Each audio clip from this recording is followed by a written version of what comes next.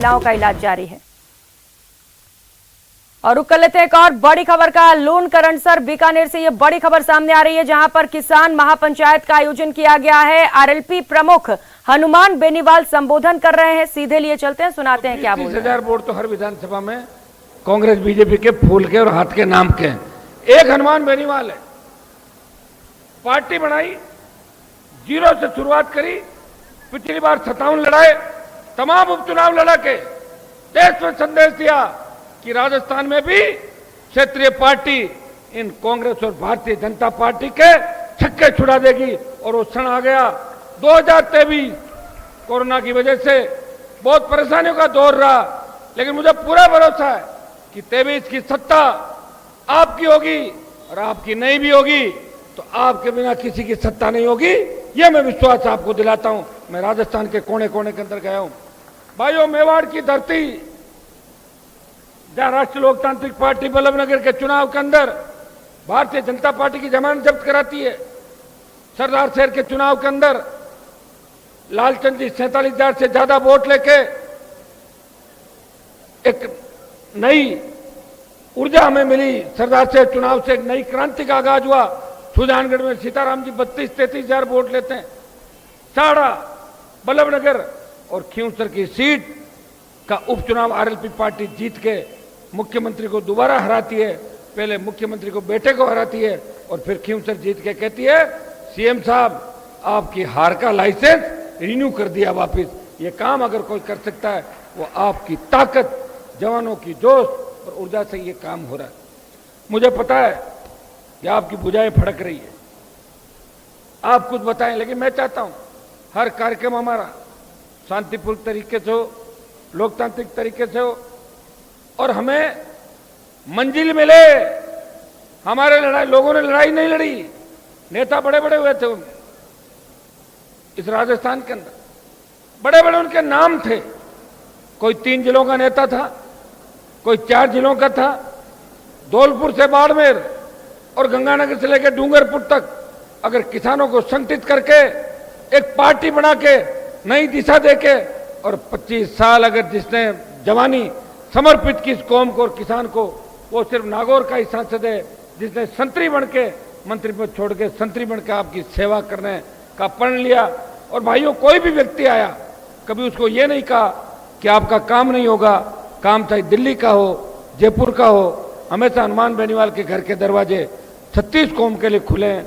मैंने तो, आप ट्राइबल बिल पे देखते हो, आदिवासी भाइयों के भी लिए मैं बोलता रहता हूं लोकसभा में, हर जाति के लिए बोलता हूं।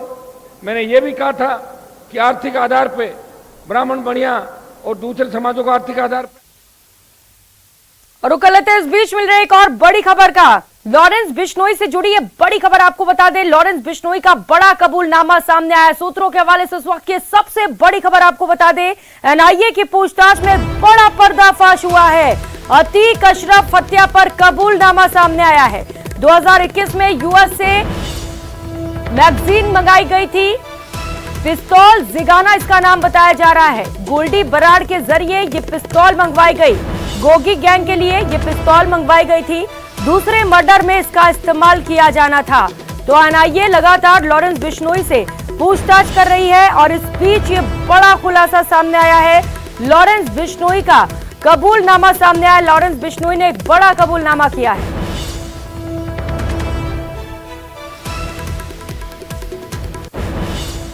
तो वहीं आरसीपी के मसले को लेकर राजस्थान की कांग्रेस सरकार पर केंद्रीय जल शक्ति मंत्री गजेंद्र सिंह शेखावत ने केवल और केवल राजनीति करने का आरोप लगाया। शेखावत ने प्रदेश सरकार पर सवाल खड़े करते हुए कहा कि राजस्थान केंद्र के प्रस्ताव के मुताबिक काम नहीं कर रहा। राजस्थान नए लिंक पर काम करना चाहता है। केवल ईआरसीपी में आने वाले 13 जिलों में से केवल 3 जिलों के कुछ ब्लॉक को ही पानी मिलेगा और पैसा भी 2 गुना खर्च होगा। दुर्भाग्य से राजस्थान की सरकार पानी के लाने के बजाय राजनीति करने के प्रयास करती है और हर एक काम राजनीति से प्रेरित होता है। 13 जिलों के सूखे कंठों पर राजस्थान की सरकार 3.5 साल तक राजनीति करती रही। एक कदम भी उस दिशा में आगे नहीं बढ़ी। उधर केंद्रीय सड़क परिवहन और राजमार्ग मंत्री नितिन गडकरी ने आज हनुमानगढ़ को तोहफा दिया। गडकरी ने पक्का सहारना गांव में आयोजित कार्यक्रम में राजस्थान के 6 राष्ट्रीय राजमार्ग और 7 रेलवे ओवरब्रिज का वर्चुअली शिलान्यास और लोकार्पण किया, जिनमें हनुमानगढ़ जिले की कैंचिया से पक्का सहारना तक नेशनल हाईवे का निर्माण भी शामिल है। इन कार्यों पर कुल 2050 करोड़ रुपए की लागत आएगी। इस दौरान सांसद, विधायक और पूर्व विधायकों ने गडकरी से कई मांगे रखी। इस पर गडकरी ने मांगों को पूरा करने का भी आश्वासन दिया। कार्यक्रम में अपने संबोधन में नितिन गडकरी का फोकस राजमार्ग विकास और किसानों पर रहा।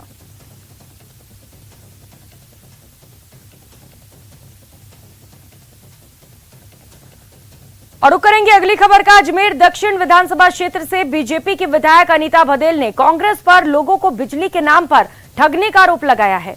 विधायक ने अपने समर्थकों के साथ अजमेर की विद्युत व्यवस्था संभालने वाली टाटा पावर कंपनी के कार्यालय का घेराव किया और उन्हें ज्ञापन सौंपा।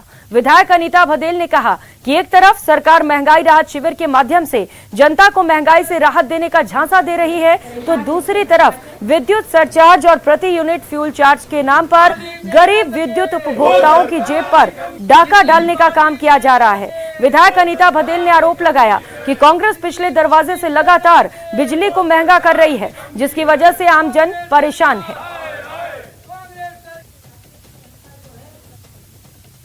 आज टाटा पावर के इस हजारीबाग AN ऑफिस पर हमारे युवा साथियों द्वारा बीजेपी के नेतृत्व में ज्ञापन दिया जा रहा है महंगी बिजली को लेकर के।